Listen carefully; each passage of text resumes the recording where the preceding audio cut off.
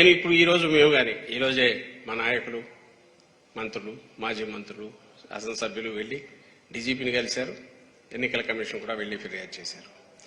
ఈసారి చంద్రబాబు నాయుడు ఆయన పార్టీ సెంట్రల్లో అధికారంలో ఉన్న బీజేపీతో పొత్తు పెట్టుకుని కూటమి విన్నప్పటి దగ్గర నుంచి మీరు గమనిస్తే ఓ ప్యాటర్న్ పూర్తిగా అధికారం అంతా వయా ఎన్నికల కమిషన్ తెలుగుదేశం పార్టీ దాంట్లోకి పోయిందా అని అనిపించే రకంగా వరుసగా జరుగుతూ వచ్చాయి.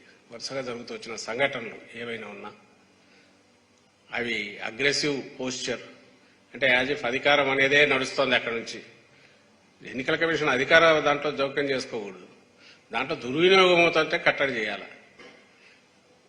తప్పనిసరి అయినప్పుడు సరైన ఎంక్వైరీ చేసి పూర్తిగా ఆధారాలు ఉంటేనే యాక్షన్ తీసుకోవాలి.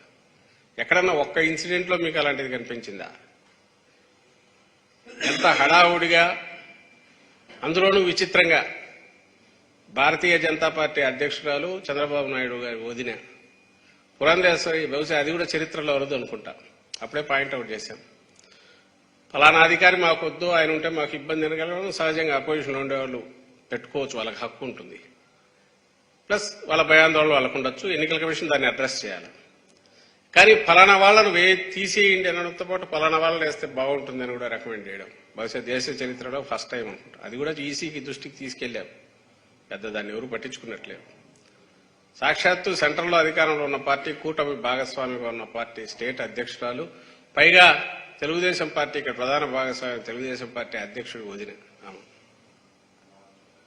అక్కడే సగం ఎక్కడికి పోతుంది ఇదని డౌట్ వచ్చింది అందరికీ. ఆ తర్వాత మీరు గమనిస్తే బదిలీలు, ట్రాన్స్ఫర్లకు ఎక్కడన్నా ఓ రేషనల్ కానీ టీడీపీ వాళ్ళు కంప్లైంట్ ఇవ్వడం, ఈ పక్క నుంచి ట్రాన్స్ఫర్ చేసేయడం.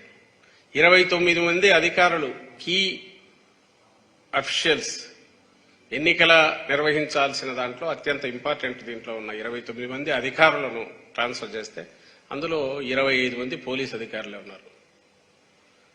ఏవైతే అక్కడ ఉన్న ఆ ప్రాంతం మీద అవగాహన గ్రూపులు కానీ లేదా సమస్యాత్మక జిల్లాల్లో ఉన్న అధికారులు ఉండడం ఎంత అవసరమో అక్కడే కరెక్ట్ ట్రాన్స్ఫర్లు ఎఫెక్ట్ చేశారు. పోనీ చేసేటప్పటికి వాళ్ళ మీద విత్ ప్రూఫ్ ఏదన్నా కంప్లైంట్లు ఉన్నాయో లేదు, జస్ట్ టీడీపీ వరుసగా 2-3 కంప్లైంట్లు పడేస్తుంది, వాళ్ళని ట్రాన్స్ఫర్ చేశారు. ఆఖరుకు నంద్యాల ఎస్పీ నాకు రేపు పోలింగ్ అనగా అప్పుడేదో యాక్షన్ తీసుకోకపోతే వాళ్ళే మళ్ళీ ఎవరు అన్నట్టున్నారు. అప్పుడు అతన్ని అక్కడి నుంచి తప్పించాలంటే పోలింగ్ ప్రాసెస్ మొదలైనాక దాని ఇంపాక్ట్ పడుతుందని అంటే దానికి ఆయనకు ఛార్జ్ మేమో ఏదో ఇచ్చి నడుపుతున్నట్టున్నారు. హెరాస్మెంట్ అనేది బహుశా గవర్నమెంట్ డైరెక్ట్ కంట్రోల్ ఉన్న గవర్నమెంట్ కూడా చేయనంతగా, ముఖ్యంగా పోలీస్ అబ్జర్వర్ ఎవరో వచ్చిన వ్యక్తి, ఎవరైతే ఈరోజు మా వాళ్ళు కూడా రిప్రజెంటేషన్లో పెట్టారు, ఒక రిటైర్డ్ ఐపీఎస్ అధికారి విష్ణువర్ధన్ రావు ఎవరో టీడీపీ స్టాంచ్ సపోర్టరు, ప్లస్ ఆ సామాజిక వర్గానికి చెందిన వ్యక్తి, ప్లస్ దానికంటే ముఖ్యంగా సుజనా చౌదరికి సంబంధించిన గ్రూప్ వాటిలో కూడా భాగస్వామ్యం ఉండేవాడు, ఆయన కింద పనిచేసేవాడు.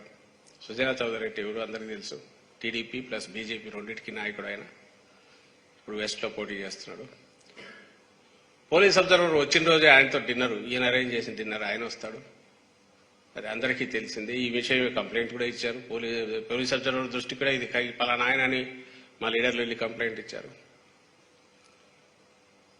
ఆ తర్వాత వరుసగా జరిగినవన్నీ టీడీపీ ఆఫీసులో తయారైన, అప్పుడు నిమ్మగడ్డ రమేష్ను పెట్టుకున్నట్టయితే స్టేట్ ఎలక్షన్ కమిషనర్గా టీడీపీ ఆఫీస్ నుంచి అట్లా తయారయ్యాయో, ఈసారి ఎలక్షన్ కమిషన్కు సంబంధించిన డైరెక్షన్స్ అన్ని కూడా పోలీస్ అబ్జర్వర్, ముఖ్యంగా పోలీస్ డిపార్ట్మెంట్కి సంబంధించి టీడీపీ ఆఫీసు వయా ఆ పోలీస్ అబ్జర్వర్ అక్కడి నుంచి డిపార్ట్మెంట్కు రావడం, కొన్ని డైరెక్టే థ్రెటన్ చేయడము, కావాల్సిన ఆధారాలు ఉన్నాయి. అయితే వీటి మీద మేము ఆ రోజే డిస్క్రీట్ గా చెప్తూ వచ్చాం తప్ప, ఎందుకంటే ఎన్నికల commission is suppose to act impartially, plus దాని పర్పసే దానికోసం, ఎవరో ఒకరు అడ్వాంటేజ్ తీసుకోకుండా. ఇది ప్యాథటిక్ సిచ్యువేషన్ ఏంటంటే జనరల్గా రూలింగ్ పార్టీ అడ్వాంటేజ్ తీసుకుంటుంది అనుకుంటారు. ఇక్కడ మా పరిస్థితి అపోజిషన్ అంటే ఇదిగా ఉంది. టీడీపీ చెప్పింది వేదంలాగా జరిగింది.